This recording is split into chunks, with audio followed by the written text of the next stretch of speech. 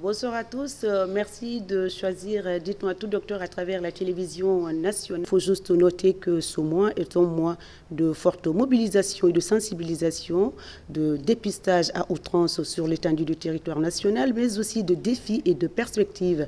Le thème d'aujourd'hui va porter sur le VIH. Quel défi d'ici 2030 ? Chers invités, c'est ça le thème d'aujourd'hui. Et dans un court instant, cher public de Dites-moi tout docteur, votre animatrice Marie Sidibé Sissoko pour vous servir. Comme je disais tout à l'heure, que le thème va porter sur le VIH et défi d'ici 2030. En tout cas, c'est l'objectif de l'OMS et tous les acteurs de la santé. Nous allons faire un rappel du thème de l'année, c'est-à-dire le thème de l'année portait sur mettre fin aux inégalités, au VIH, également aux pandémies. Trois thèmes, trois sujets qu'on va développer dans un court instant. Et je rappelle que nous sommes avec M. Ismaël Sidibé, superviseur promoteur de la santé à MSF, et Mme Ramatoulaye Souaré, présidente des personnes infectées et affectées par le VIH-Sida, son agence Agui+. Va nous dire les actions, les actes posés par cette association. Bonsoir Monsieur Sidibé, merci donc d'avoir accepté notre invitation. Madame Ramatoulaye également, bonsoir, merci d'avoir accepté notre invitation. Je parlais tout à l'heure le thème de l'année, mais parallèlement à ces trois thèmes, moi j'appellerais les thèmes, on a mis l'accent sur les sous-thèmes qu'on peut appeler ici le dépistage précoce, la stigmatisation, la discrimination, la quinzaine de sensibilisation. Tout cela, on verra ça en revue. Alors, les thèmes, chaque année, ça change, M. Sidibé. Les stratégies également changent à tous les niveaux, au niveau de l'OMS, des acteurs, le programme, tout. Est-ce que d'ici 2030,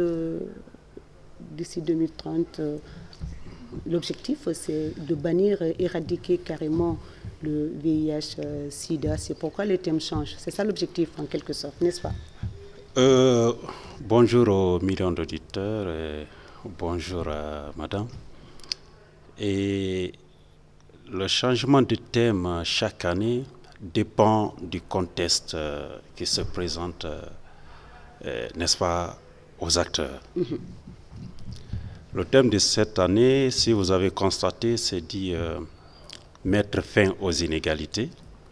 Inégalité dans le traitement, inégalité, n'est-ce pas, dans la stigmatisation fait partie et beaucoup d'autres choses. Mettre fin au VIH, c'est notre objectif majeur, n'est-ce pas, d'ici 2030. Et mettre fin aux pandémies parce que l'humanité est aussi menacée par beaucoup d'autres pandémies qui ne sont pas forcément le VIH. Nous avons Covid-19 qui menace. Et voilà, l'ensemble de tout ça, là, nous essayons d'intégrer tout ça dans notre programme, problématique de promotion de la santé dans le but de faire une très bonne prévention. Et voilà. Voilà, le thème change, c'est ça, vous avez dit, c'est selon la demande ou en tout cas le regard des acteurs sur la problématique de la maladie, en tout cas de toutes les maladies qui nous entourent aujourd'hui, comme vous l'avez cité, M. Sidibé. Le dépistage précoce faisait partie de ces sous-thèmes-là. Moi, j'ai appelé, c'est pas vous, mais j'ai appelé le sous-thème. Parce que ça a été traité avec les associations et vous également. Cet aspect de la lutte est le meilleur moyen de prévention. Voilà, est le meilleur moyen de prévention, d'éviter toute transmission, tout genre. Oui, mais d'abord, avant d'aborder le thème de dépistage précoce, j'aimerais un peu présenter mon service. D'accord. N'est-ce pas, qui est Médecins sans frontières. N'est-ce pas, Médecins sans frontières. Et d'abord, je vous informe qu'on a 50 ans cette année. 50 ans. Oui, Médecins sans frontières à 50 ans. Ça se fait normalement. Oui, ça s'est fait. Est-ce qu'on est dans l'optique d'organiser? Nous avons déjà organisé quelque chose d'un peu sombre, mais Non, Je on crois veut pas, la parce fête, la qu'on fête n'a va pas été continuer. invité. On n'a pas La été fête va invité. continuer jusqu'en janvier. D'accord. Eh bien, vous serez conviés si Dieu le veut bien. Inch'Allah, Inch'Allah. Eh bien, nous sommes en Guinée, nous évoluons dans le VIH, la lutte contre le VIH, et le paludisme et la malnutrition. Donc, et dans le cadre de la lutte contre le VIH, nous avons développé un service qui fait la promotion de la santé. N'est-ce pas, les promoteurs de la santé, c'est ça mon service, et effectivement, nous, on n'est pas médecins, mais nous sommes là pour la prévention. Okay. Et dans cette prévention, il y a le volet dépistage précoce du VIH. Le dépistage précoce est un facteur important aujourd'hui parce que aucun de nous ne peut dire si j'ai le VIH ou pas. Si, oui, s'il ne connaît pas son statut. S'il ne connaît pas son statut. Parce que d'une manière ou d'une autre, chacun de nous s'est exposé au moins une fois. Alors quand c'est comme ça, la seule façon de savoir qu'on a le VIH ou pas, c'est de faire le test de dépistage. Donc nous faisons la promotion de ce test-là dans la communauté pour que chacun puisse connaître son statut sérologique. Connaître son statut, ça nous permet d'élargir la prévention de façon générale et, n'est-ce pas, avoir une prise en charge globale. Peut-être avec ça, on peut, n'est-ce pas, l'objectif qu'on s'est fixé d'ici 2030 peut être atteint. D'accord. Je disais, vous avez présenté MSF, Monsieur Sidibé, je demandais les sous-thèmes qui ont été débordés ou qui sont en train d'être développés actuellement sur le terrain, c'est le dépistage précoce.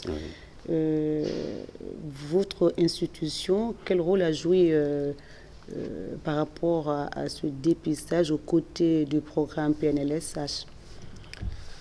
Nous avons un programme très simple et très simplifié du dépistage. D'abord, nous faisons un accompagnement, c'est fait un accompagnement de l'État dans la lutte.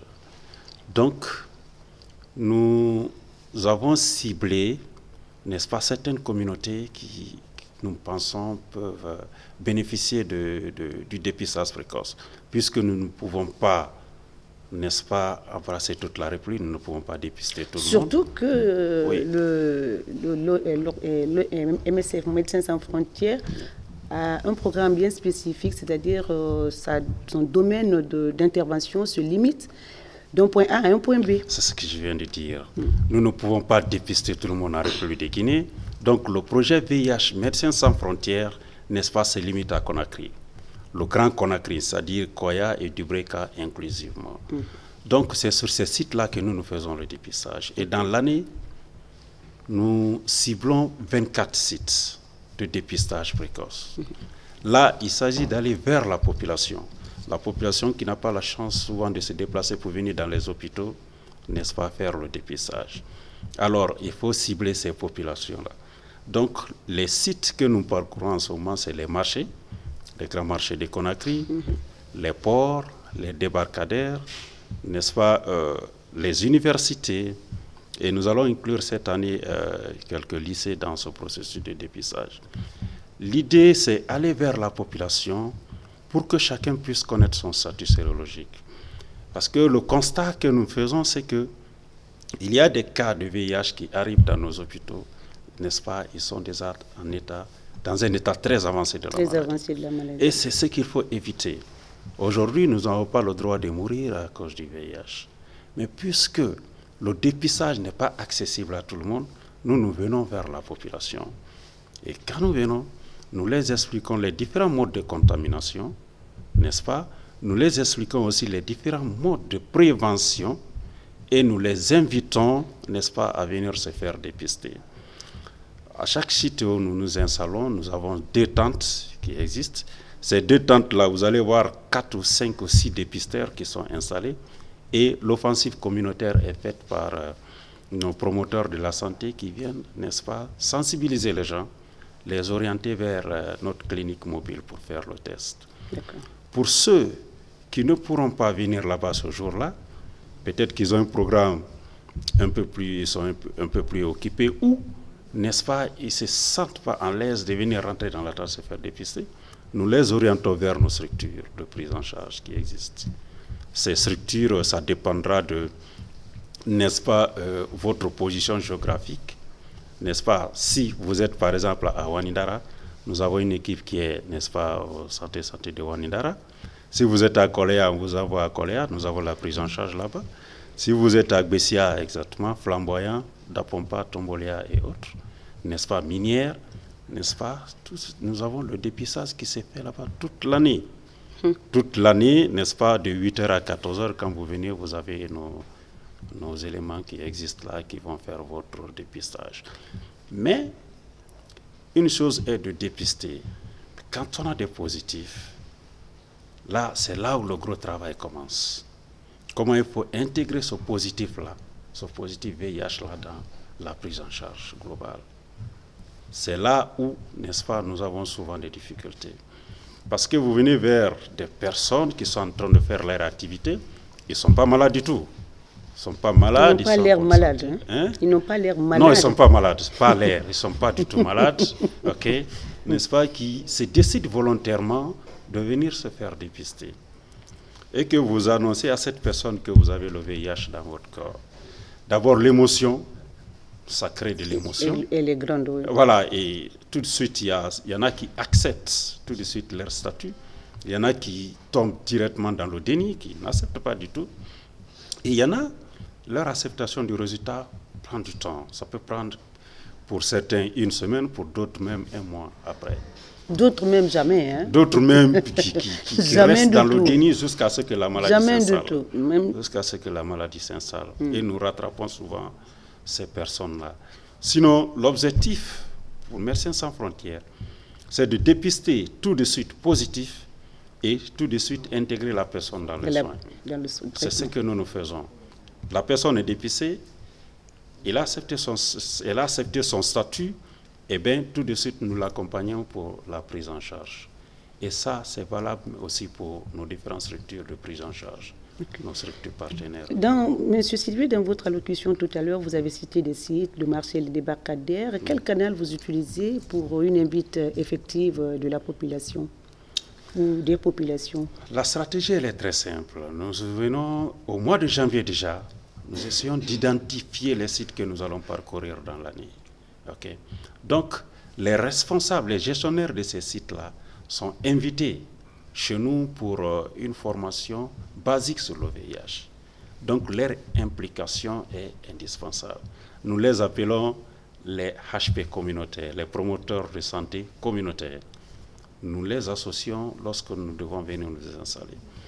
Quand on est prêt pour venir là, la programmation est faite, alors on les invite ensemble d'identifier les sites où nous devons nous installer. Nous nous installons et avec ceci, nous les prenons comme journaliers. Si nous devons faire 4 jours, 5 jours ou 6 jours, ils travaillent avec nous pour aller vers la population, les convaincre, n'est-ce pas, les sensibiliser, n'est-ce pas, pour qu'ils acceptent, n'est-ce pas, de venir se faire dépister dans notre centre de prise en charge. Présidente des personnes infectées, affectées par la maladie, ou par le virus, pas la maladie, par le virus. Et votre association s'appelle Agui Plus. Voilà. Oui. Madame Soirée, parlez-nous un peu de cette association. Bonsoir à tous. Excusez-moi fort, avant de parler de mon association, je vous informe que nous sommes en deuil. On ne peut pas parler de l'association des personnes vivant aujourd'hui de VIH en Guinée sans parler de notre reine-mère, l'icône qui s'est battue corps et âme pour faire un témoignage à visage découvert et qui est décédée le 24 décembre. Oh là là. Mes sincères condoléances, Madame Soirée, mes sincères condoléances. Nous présentons nos sincères condoléances à la famille de Madame Halima Camara, au nom du REGAP et au nom de nos partenaires techniques et financiers. Et grand merci à tous ceux qui ont effectué un déplacement pour venir assister à son enterrement. Que la terre le soit légère. Merci. Amen. Et merci à sa dame de compagnie de longue date, Madame Binti Assouma. L'association a une très grande importance dans la vie de VIH. Parce que quand une personne accepte son statut, elle le garde pour elle seule, ça peut entraîner à la mort de la personne.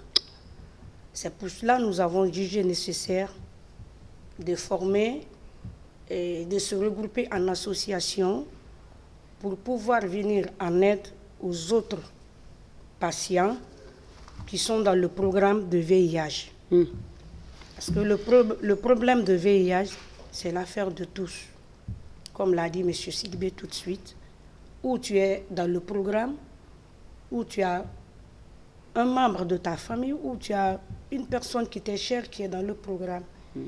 Mais nous avons vu vraiment que les Guinéens, c'est pas facile de comprendre qu'est-ce que c'est que le VIH en Guinée.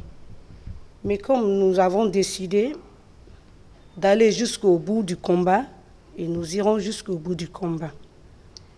Dans notre association, aujourd'hui, tu ne peux pas voir quelqu'un qui vit dans une association des PVVH qui ne peut pas dépister.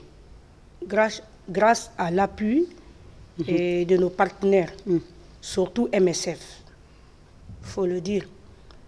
Donc, nous évoluons en association à Conakry. Nous sommes 5 associations à Conakry. 4 en partenariat avec les Médecins Sans Frontières. Seulement à Conakry, vous n'avez pas de points focaux à l'intérieur parce que c'est pas seulement il y a des associations aussi à l'intérieur du pays.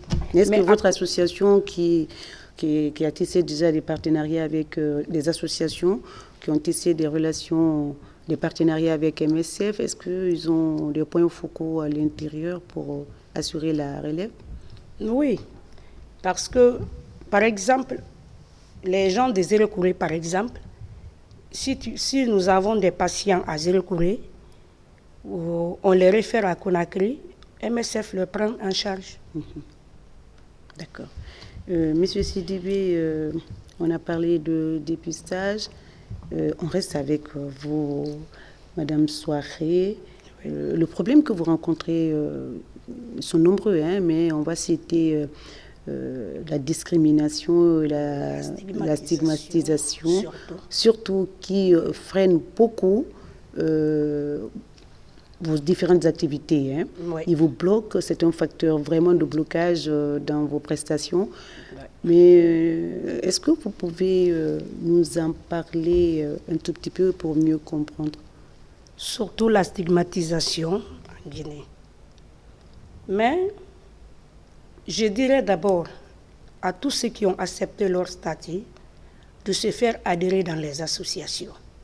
Okay. Parce qu'une fois dans les associations, une fois formé, tu as le courage de partager ton statut à qui tu veux. Tu peux le parler à où tu veux. Mais le problème qui nous fatigue aujourd'hui, c'est la stigmatisation. C'est pour cela, à chaque année, nous organisons les quinzaines de sensibilisation pour que les personnes, la population se font dépister, font leur dépistage précoce.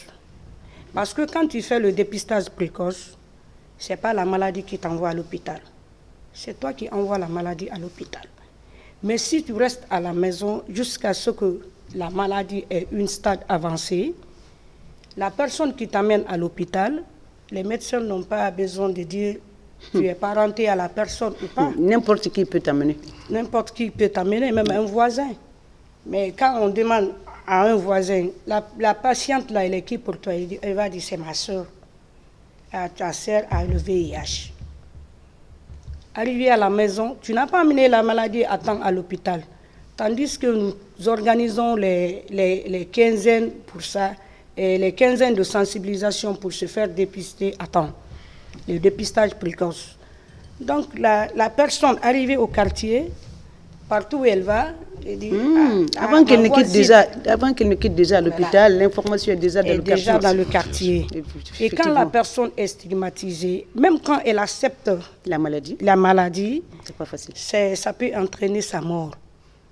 Parce que quand je paraphrase Dr Koïta qui le dit souvent, aujourd'hui c'est la stigmatisation plus tue plus que le la VIH. maladie. Exactement. Oui.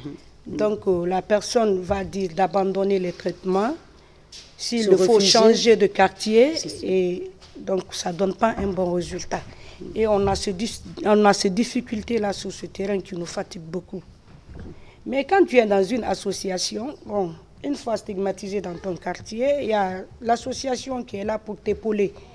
Donc, ça, c'est un soutien déjà pour l'association. Alors, lorsqu'ils sont rejetés par le voisinage, la famille, l'association a les moyens de prendre en charge, à part les traitements, le loger, le nourrir et puis tout le reste. Et pour le moment, comme nous sommes... Il y a un centre alors là qui est en contact avec nous, l'orphelinat Saint-Joseph. Quand la personne vient poser son problème dans l'association, on appelle l'orphelinat Saint-Joseph. L'orphelinat Saint-Joseph est en partenariat avec les associations des PVVH. Donc on les nourrit là-bas et puis on les loge. Ils sont nourris et logés là-bas, juste pour un temps, pour pouvoir récupérer. Mais lorsque le nombre est élevé et grand, est-ce qu'ils pourront s'en sortir? Bon, espérons que le nombre ne soit pas aussi... Voire très élevé, il faudrait que les gens acceptent. acceptent. En tout cas, moi, je retiens quelque chose de vous qui passez dans cette émission en période de grande sensibilisation, c'est-à-dire au moins dans cette période décembre.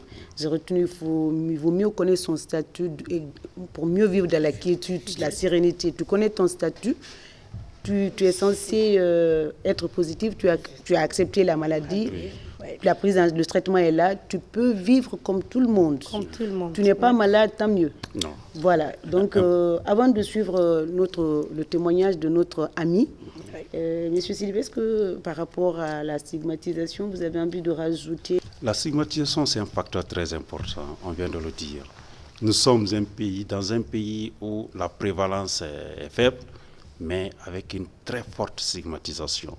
Et tu as cité Dr Koita tout de suite, c'est ce qui tue, hein, la stigmatisation. Mais il faut voir cette stigmatisation dans plusieurs volets. Il y a des personnes vivant avec le VIH qui se stigmatisent eux-mêmes. En quoi faisant? C'est ce qu'on appelle l'autostigmatisation. OK? Je n'accepte pas mon statut, je n'adhère pas aux associations, je ne veux pas que je ne veux pas que les gens sachent que j'ai le VIH. Je ne suis pas adhérent au traitement. Alors je me stigmatise moi-même. L'autostigmatisation, là, c'est un facteur très très important aussi pour les malades, pour les PVVH. L'autre forme de stigmatisation, c'est le regard que la population porte sur les porteurs de VIH.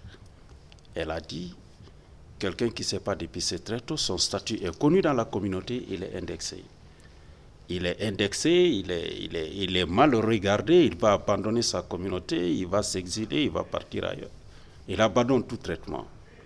N'est-ce pas? Il préfère la mort, il préfère autre chose. Ou il se met en idée, oui, c'est quelqu'un qui m'a donné le VIH, moi aussi je vais propager. Je transmets à tout le monde. Voilà. Donc, la stigmatisation, c'est un facteur. Voilà pourquoi chez nous, Médecins sans frontières, nous avons fait de la stigmatisation, nous avons engagé une lutte intense. C'est pour cela que nous passons dans les médias, dans les radios, surtout dans les télévisions, n'est-ce pas? Nous passons dans la communauté. Nous formons des activistes hors MSF.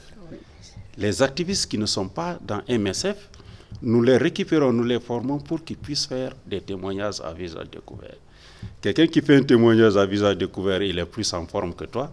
Alors comment tu vas dire que cette personne-là est ceci ou c'est ça?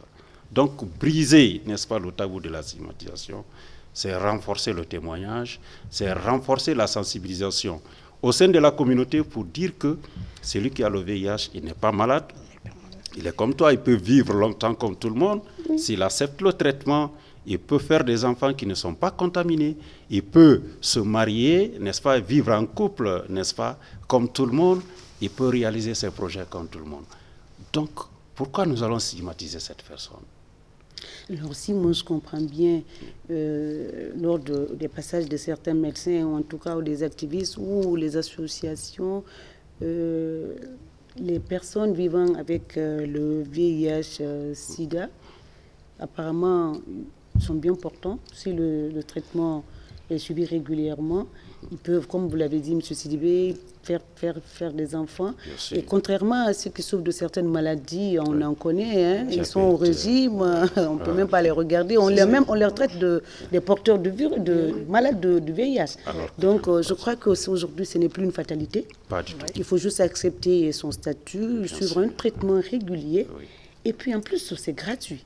Gratuit. Le dépistage est gratuit, le traitement, la prise en charge aussi. Donc, vraiment, il ne faut pas se mettre derrière une maladie et en mourir. Oui.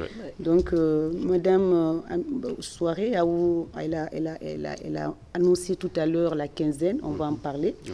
Est-ce que MSF est-ce que aux côtés du programme, hein, parce que vous êtes toujours aux côtés du programme, vous aidez la République, je le dirais comme ça, et aux côtés du programme, vous menez plein d'activités. Et en plus, il y a des associations, des personnes vivant avec le VIH. Qu'est-ce qu'ils ont également fait en cette période de quinzaine de sensibilisation. Oui. On commence par Madame Soirée. Vous avez fait quoi? Vous avez fini, la quinzaine est déjà finie? Oui, c'est fini. C'est fini depuis quand? Depuis le 15 décembre, bien sûr. Alors, le 1er jusqu'au 15, hein? C'était du 3 jusqu'au 15. D'accord. Ouais. Est-ce qu'on avait du 3 jusqu'au 15? Ça ne fait pas 15 jours quand même. On a commencé le 1er parce que depuis le lancement... J'en venais, d'accord. Voilà, parce que si c'est le 2 au 15, on a fait 13 jours. Oui. Hein? J'en venais parce que le lancement, c'est déjà le 1er décembre.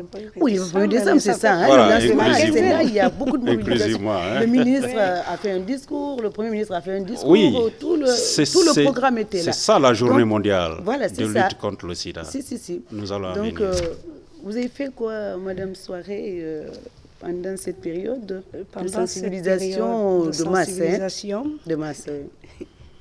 Vous avez fait beaucoup de choses ou pas, beaucoup pas même, du tout? Beaucoup ou pas du tout? Non, beaucoup. J'ai fait beaucoup. Hein. D'accord. Je suis cuisinière de profession. D'accord. Et l'année là, c'est moi qui ai assuré la cuisine pour la communauté.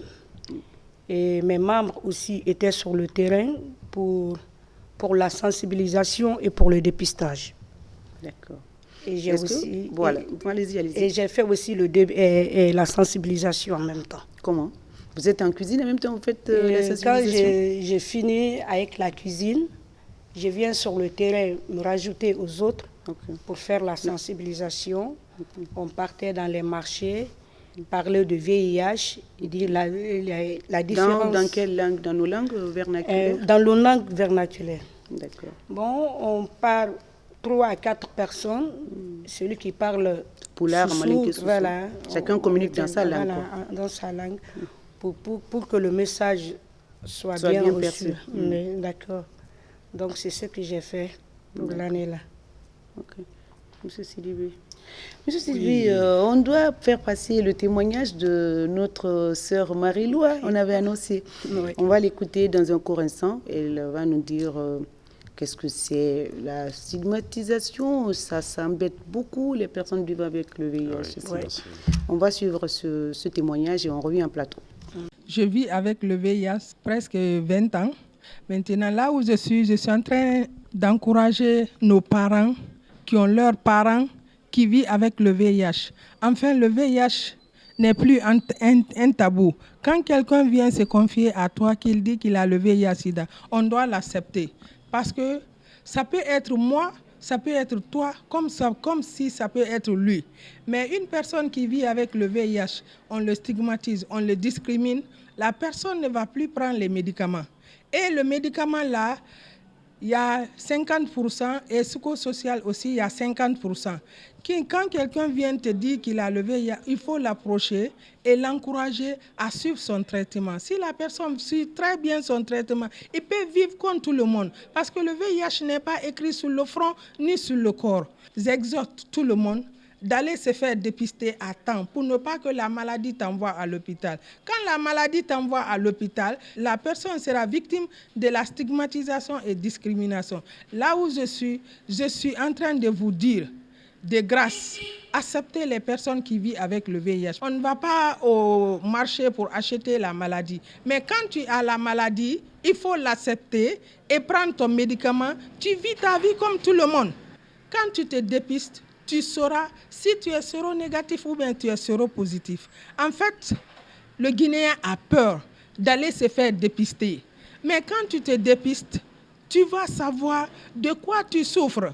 Alors là, il y a le traitement. Et le traitement est gratuit. Le dépistage aussi est gratuit. Quand on te dépiste, dans 15 minutes, tu as ton résultat. Le résultat s'avère négatif, on te prodigue les conseils. Le résultat s'avère positif, on te donne les produits, tu suis ton traitement et tu fais tes activités, comme tout le monde. En fait, le VIH n'est plus un tabou. Alors, Marie-Loi, comme vous l'avez dit, parle de discrimination, dit que le VIH, ça ne s'achète pas au marché. Pas Il a du dit tout. dans son Pas du reportage. tout. Pas du tout. Ça ne s'achète pas au marché. Ça attrape. On ne sait même pas, parfois on ne sait même pas comment on a attrapé la maladie. Et beaucoup pensent que c'est à travers les rapports. Ce n'est pas ça seulement. Vous avez parlé des outils souillés chez les femmes souvent qui vont dans les salons de coiffure. Il y a beaucoup de manières où on peut contracter le virus. Donc vraiment, on ne doit pas les rejeter. Ce ne sont pas des personnes à rejeter, franchement. Donc on va revenir sur la quinzaine. Madame Soirée disait qu'elle est cuisinière de profession. Oui. Elle a cuisiné pour la communauté. Alors, est-ce qu'on peut connaître un peu ce que vous avez fait et combien de personnes? Pour 30. Des fois, ça varie. Ça varie, d'accord. Des fois, les gens quittent le service pour venir s'ajouter à nous. D'accord. Des fois, il y a 30 personnes, 35, 40, ainsi de suite. D'accord. Monsieur Sidibé, qu'est-ce que MSF a fait depuis le 1er jusqu'au 15? Et j'ai dit vraiment bravo aux associations, n'est-ce pas, aux membres de REGAP. Alors, monsieur Sidibé, on parle de MSF REGAP, il faudrait nous édifier un peu sur justement, bravo ça, à REGAP. REGAP, qu'est-ce que c'est? Voilà, c'est le réseau guinéen des personnes infectées affectés par le VIH. D'accord. Elle a dit tout le monde peut être membre. Hein? Tout le monde peut être membre. Tout le monde peut être membre. Soit on est infecté ou on est affecté. Soit on a un ami dans le programme, on a un frère, on a une maman, ainsi de suite. Donc, ces associations membres de REGAP-là, Médecins sans frontières les accompagnent. La quinzaine de sensibilisation dont il est question, les préparatifs commencent depuis octobre. Octobre, novembre, décembre, c'est la réalisation des activités. Donc ça commence d'abord par l'organisation de la Journée mondiale de lutte contre le VIH, de SIDA, que vous avez vu l'esplanade, n'est-ce pas, de Dixine ici, Dixine Terrasse. Donc c'est ce jour-là où tous les partenaires, Médecins sans frontières invitent tous les partenaires, n'est-ce pas, pour mener ensemble ces activités-là, n'est-ce pas, pour qu'on lance des appels aux autorités par rapport aux situations qu'il faut mettre en place pour faire avancer la lutte contre le VIH. Et après le jour, la célébration de la journée mondiale, il y a 15 jours de sensibilisation que nous faisons dans la communauté. Et là, c'est les membres du REGAP qui prennent le leadership. Okay. Médecins sans frontières ne se met pas devant. Et les associations? C'est des associations le réseau de, qui ont été formées préalablement par MSF, formées aux techniques de mobilisation et de sensibilisation communautaire, formées au dépistage précoce du VIH. C'est ces éléments-là, des associations-là qui prennent le leadership dans la communauté. Et je vais vous dire qu'il y avait 51 personnes de ces associations sur le terrain. Et il n'y avait que 4 éléments de Médecins sans frontières. Voilà, histoire d'essayer de booster, n'est-ce pas, ces personnes-là à prendre le leadership dans la lutte. Comment ça s'est fait? Nous avons ciblé 4 marchés cette année. Le marché Gomboya, le marché Lansana Barrage, le marché Anta et le marché de Sonfonia. Donc, les éléments, les administrateurs de ces marchés, plus les chefs quartiers, les présidents des jeunes et les présidentes des femmes, sont des personnes impliquées dans la lutte lorsque nous venons chez eux. À Gomboya, on implique toutes ces personnes-là qui nous accompagnent dans la lutte. Les associations font la sensibilisation. avec des mégaphones, n'est-ce pas, avec une chaîne musicale que nous installons, n'est-ce pas, les associations font l'offensive communautaire pour sensibiliser les gens afin qu'ils viennent se faire dépister au niveau de nos tentes. Elle a parlé de préparation, que celle qui est la cuisinière. Ça, c'est, au fait, tout se fait dans une ambiance bon enfant.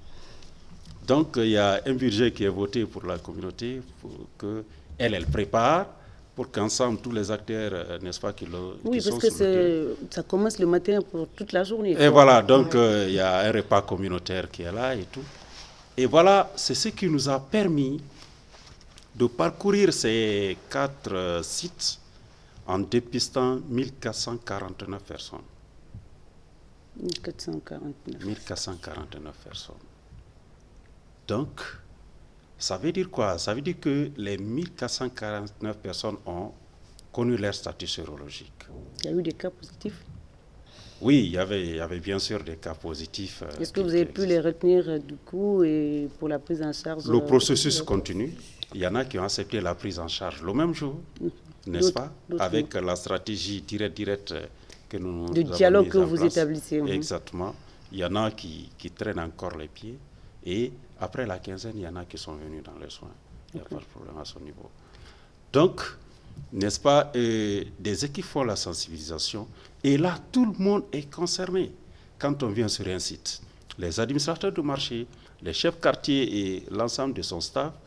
Et s'il y a une gendarmerie, une police à côté, tout le monde, n'est-ce pas, chacun vient se faire dépister pour connaître son statut sérologique. Donc, l'important, c'est de mettre main sur les positifs. L'autre important, c'est parce que dans cette activité, nous arrivons à sensibiliser, à expliquer à la population les différents modes de contamination, n'est-ce pas, du VIH, les modes de non-contamination. C'est là où il y a la stigmatisation. Quand une personne est positive et que je sais, qu'est-ce que je dois faire avec cette personne-là pour ne pas que je sois contaminé? Donc, la population ne sachant pas, nous les expliquons que vous pouvez manger avec la personne dans le même plat, vous pouvez utiliser le même gobelet, vous pouvez partager les douches ensemble, n'est-ce pas, sans se faire contaminer. Vous pouvez dormir ensemble, vous pouvez échanger des habits ensemble sans se faire contaminer.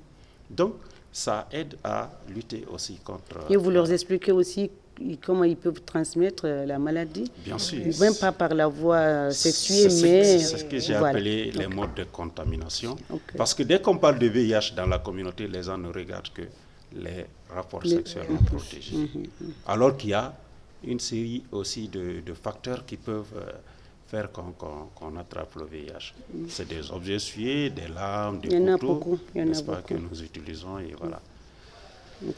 Et autre chose, oui. Voilà. Vous avez parlé des sites. Cette fois-ci, c'était les grands marchés que vous avez ciblés. Tout à fait. Et pendant cette période, tout le monde était impliqué. Vous avez parlé même des policiers. En tout cas, l'ambiance était féerique. Mais, M. Sidibé, cela n'empêche, c'est vrai, mois de décembre quand même, je l'ai dit à l'entame, c'est une forte mobilisation, de sensibilisation, de dépistage sur l'étendue du territoire national, mais MSF quand même est centré dans une zone bien spécifique, c'est dans Grand Conakry, et vous aidez aussi certaines ONG à l'intérieur pour les former. Donc, mais les chiffres quand même parlent d'eux-mêmes. 5000 cas, c'est pas peu quand même. Et il y a des régions aussi qui sont vraiment, qui ont un taux de prévalence très élevé, notamment à Boké. Peut-être qu'on va revenir toujours sur Boké, comme nous aussi on continue avec cette émission, on continue de sensibiliser. Et peut-être la semaine prochaine, le 2 janvier, on va encore parler du sida et puis continuer à sensibiliser afin que nous autres, ou ceux qui ne sont pas malades, acceptent ceux qui portent le virus. Voilà. Il ne faut pas que la maladie t'amène à l'hôpital. Il vaut mieux l'amener le premier. Il faut être plus... la communauté. Voilà. Donc, avant que la maladie t'amène, tu l'amènes et puis tu bloques. Ça ne se développe plus. Donc, Monsieur Sidibé, les chiffres quand même sont alarmants. Voilà. Qu'est-ce qu'il faut faire dans ce cas? Est-ce que vous pouvez aider les programmes? Monsieur Dr Koïta est mieux placé pour nous dire quelles sont les institutions qui peuvent les accompagner dans les zones à forte prévalence pour circonscrire, parce que les zones minières, c'est vrai, il y a beaucoup de mouvements là-bas. Et dans les prisons également, c'est lui qui connaît les sites, les grands sites de transmission. Alors, est-ce que vous apportez quelque chose dans ce sens au côté du PNLS H? Oui, nous avons dans notre programme de lutte, n'est-ce pas, le dépistage à l'intérieur du pays. C'est vrai que Médecins sans frontières ne part pas directement pour faire le dépistage. Vous savez, dans la lutte contre le VIH, il faut impliquer fortement les associations. Il faut les impliquer. Les associations sont présentes aussi à l'intérieur du pays. Mais c'est des associations membres de REGAP. REGAP, vous avez dit il y a 5 associations, non? À Conakry. Vous avez 42 en tout. 42. 42 associations. C'est un réseau, un grand réseau. C'est ce que je dis, c'est un très grand réseau.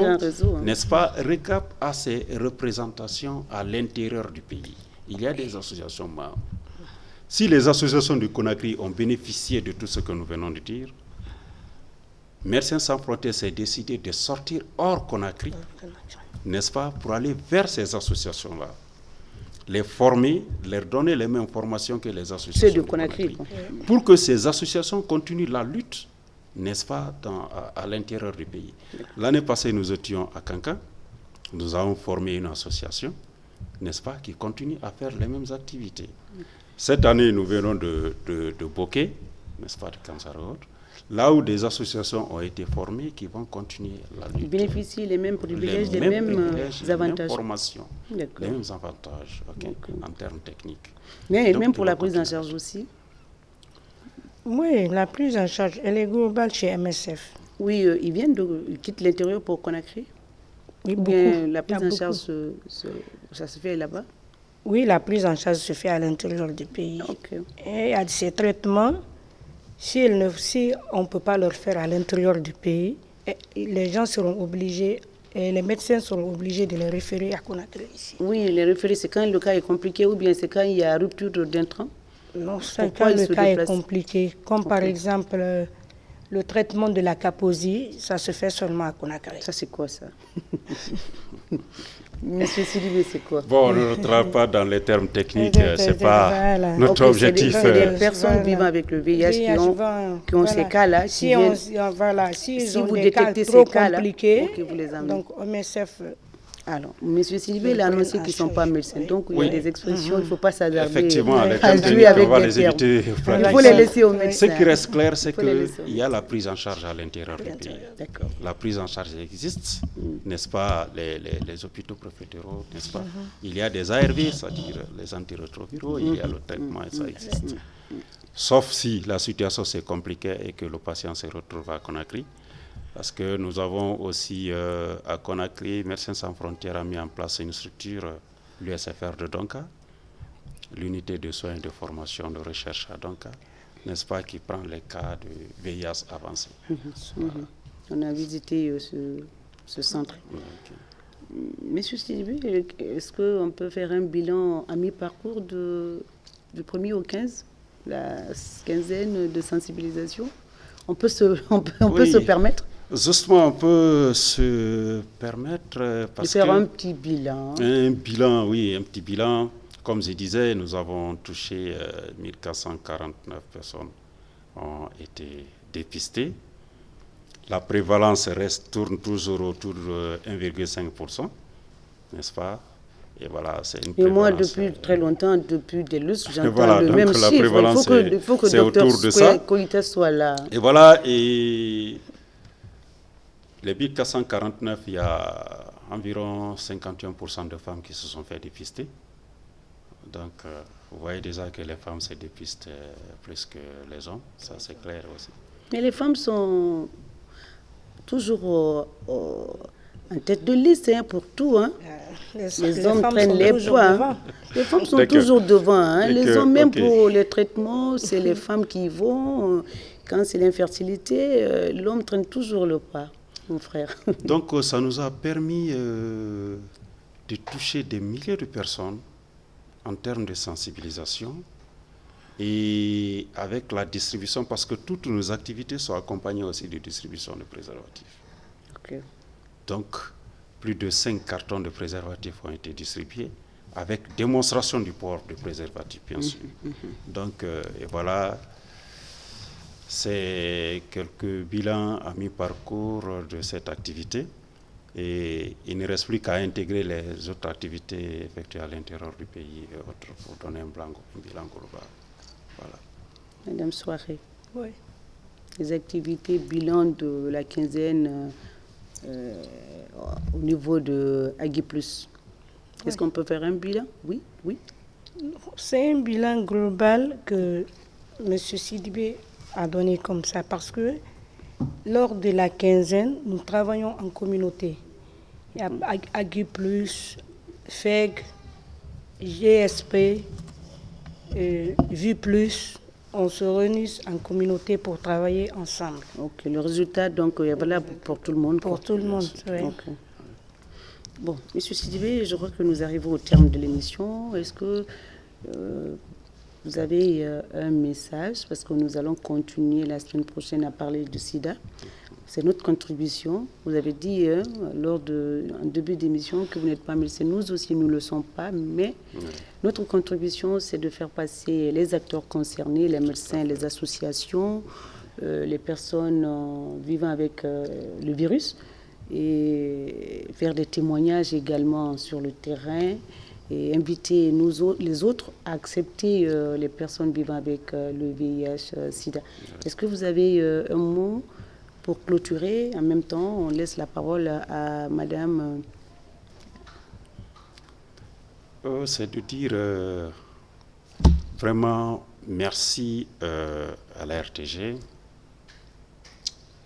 Nous allons multiplier ces arts de sensibilisation parce que c'est ce que nous sommes en train de faire. Et c'est ce qui va nous aider à lutter fortement contre la stigmatisation. Aujourd'hui, on n'a pas le droit de stigmatiser une personne vivant avec le VIH. Ça peut être nous, ça peut être un de nos frères, ça peut être une de nos sœurs. Les modes de contamination n'ont souvent pas de relations directes avec le sexe seulement, mais avec d'autres formes de contamination. Les personnes vivant avec le VIH ne sont pas malades. Ils portent le virus, mais ils ne sont pas malades. Donc, rien ne sert de les stigmatiser. L'appel que je lance aussi à la population, c'est de se faire dépister. Chacun de nous doit connaître son statut sérologique. Connaître son statut sérologique à temps, c'est de prendre de l'avance contre la maladie.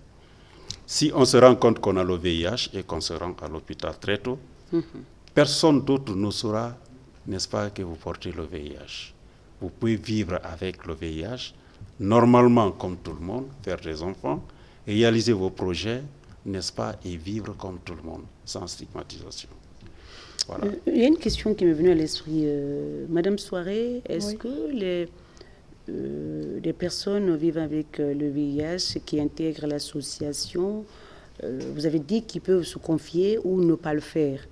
Est-ce qu'on peut être dans l'association sans faire de témoignage, mais quand même qu'on reste dans l'association sans montrer qu'on porte déjà le virus? On peut être dans l'association sans faire le témoignage. Parce que tout le monde, nous n'avons pas les mêmes familles. Tout le monde n'a pas la même façon de comprendre les choses. Mais une fois dans l'association, on sait déjà qui est qui. Si tu es affecté ou si tu es infecté. Parce qu'entre nous, c'est comme si tu te sens dans ta propre famille. Tu es libre de partager ton statut avec les amis de l'association. Est-ce que vous vous retrouvez tous les jours ou bien c'est des circonstances qui font que les membres se réunissent? On a des jours de réunion. Pour tout le monde? Pour tout. Vivant, infecté, affecté? Oui. Okay. Infecté ou affecté. Ok. Il n'y a pas de différence dans l'association. Sur quoi les jours de réunion, c'est au centre ou bien au niveau de vos sièges Non, respectifs? de nos sièges respectifs. Alors, vous parlez de quoi? La sensibilisation que vous portez, ça nous va porter parlons- souvent sur quoi? Nous parlons souvent de la stigmatisation, de la sensibilisation et comment vivre avec les personnes vivant avec le VIH surtout. Ok. Est-ce qu'ils sont tous, travaillent tous ou bien il y en a qui font les petits métiers ou qui n'ont même pas de métier? Il y en a qui font des Ceux qui petits n'en ont métiers. pas, est-ce que vous cherchez à les insérer, à les intégrer dans des activités qui leur permettent d'avoir, en tout cas, d'être actifs, quoi? Est-ce que vous vous donnez ces attributions-là? Oui, grâce à l'appui de MSF. Ok. Ceux qui n'ont pas de métier, MSF prennent les membres de mon association, par exemple, pour les intégrer dans les petits trucs pour pouvoir gagner leur quotidien. Ok. C'est pas facile, hein, surtout quand ils n'ont pas de travail, pour les mettre à la tâche, les mettre dans les activités qui leur permettent d'avoir un salaire minimum hein, pour gérer un peu le quotidien. Donc, à part MSF, est-ce que vous avez d'autres partenaires qui vous accompagnent? Moi, pour le moment, c'est MSF. Seulement. Oui. L'idée chez MSF, c'est de faire le soutien à la société civile. Ce que nous appelons soutien à la société civile. C'est de former ces ONG pour qu'ils soient capables eux-mêmes de monter les projets et partir vers les bailleurs, qui ne soient pas forcément MSF, qu'ils aient leurs projets en main, que ces ONG soient porteurs de projets, qui partent vers les bailleurs pour financer leur activité. Nous tendons vers là. Il y a des associations déjà, n'est-ce pas, membres de REGAP, qui le font maintenant là, n'est-ce pas? Alors, toutes ces associations qui sont dans REGAP, l'idée, c'est de les former pour qu'ils se prennent en charge, pour qu'ils soient autonomes, ces ONG soient autonomes. Donc, c'est ce que nous sommes en train de faire. Et là, il y a un service qui est créé par Médecins sans frontières qui va les accompagner dans le montage de projets, qui va les accompagner, n'est-ce pas, dans tout ce qui est technique de sensibilisation et de dépistage, qui va les accompagner, n'est-ce pas, dans le rapportage des activités. Et avec ça, ces associations pourront aller vers à la recherche d'autres partenaires, n'est-ce pas, pour, n'est-ce pas, mettre en place des activités. Vous avez parlé, je reviens un peu en arrière, M. Sidibé, la quinzaine, vous avez ciblé en tout cas des grandes surfaces, et notamment les grands marchés de la République, pour aller sensibiliser dans des différentes langues. Mais lorsque je me suis encore référée sur les chiffres, où il y a 5000 cas, est-ce que... D'après moi, est-ce que la communication, le canal de communication, ça part? Est-ce que les gens, la communication, les cibles sont touchées, les personnes, en tout cas, parce qu'il y a un problème de communication qui se pose là. Lorsque on parle aujourd'hui encore de 5000 cas, c'est que le bas blesse quelque part, quoi. Oui. À mon avis. Justement. Et n'oubliez pas aussi que la réticence fait partie... n'est-ce pas, des difficultés que nous rencontrons sur le terrain. Le plus souvent, il y en a qui ne croient même pas à l'existence de la maladie. C'est comme le coronavirus. Voilà, qui ne croient pas du tout. Jusqu'à présent, il y a des gens gens qui pensent que... Il y a ces personnes-là qui sont encore dans nos communautés. Il y en a qui croient à la maladie, mais qui ne se font jamais dépister. Tu leur dis de venir se faire dépister, ils disent non, je ne suis pas malade. Donc, et l'idée, je reviens toujours là-dessus, c'est que tout le monde doit se faire dépister pour connaître son statut sérologique. Mais il y a un dépistage obligatoire, hein? Ou bien il n'y en a pas? Le dépistage obligatoire sur les femmes en grossesse. Là-bas, fondamentalement, il faut le faire. Hein? Oui, bien. On ne force pas, mais on peut passer par d'autres manières pour savoir. Dans la communauté, le dépistage est volontaire, anonyme et confidentiel. Okay. Il n'y a aucune pression sur quelqu'un pour qu'il puisse se faire dépister. Ok. Et quand les gens viennent à l'hôpital avec, n'est-ce pas, des signes qui créent le soupçon sur le médecin, il peut exiger un dépistage à l'initiative du prestataire. C'est-à-dire, il dit, bon, il peut passer pour faire le dépistage du VIH. À part ces conditions, le dépistage est purement volontaire. Très bien. Voilà. Alors, nous n'avons plus le temps. Moi, je veux conclure juste sur comment, de quelle façon on va éradiquer le VIH d'ici 2030 ou de quelle manière, même pas 2030, on peut prolonger, mais comment éradiquer la maladie, Monsieur Sidibé, rapidement? Avec l'implication de tout le monde. D'accord. Des médias, des religieux, la société civile, les partenaires de lutte, l'implication de tout le monde, n'est-ce pas, les autorités, n'est-ce pas, locales et tout, que tout le monde se donne la main, sensibiliser et faire un dépistage de masse et lutter surtout contre la stigmatisation. Je crois avec ça, on peut faire de très bons résultats d'ici 2030. D'ici 2030, on peut faire de bons résultats. Rapidement, Madame Oui. Soirée. Oui. Dernier mot, comment éradiquer la maladie d'ici peu? Presque, M. Sidibé a tout dit. Moi, ce que je vais dire à la population guinéenne, que le dépistage soit le droit de tout un chacun. Tout le monde doit se faire dépister et les personnes vivant avec le VIH ne sont pas rejetées. Très bien.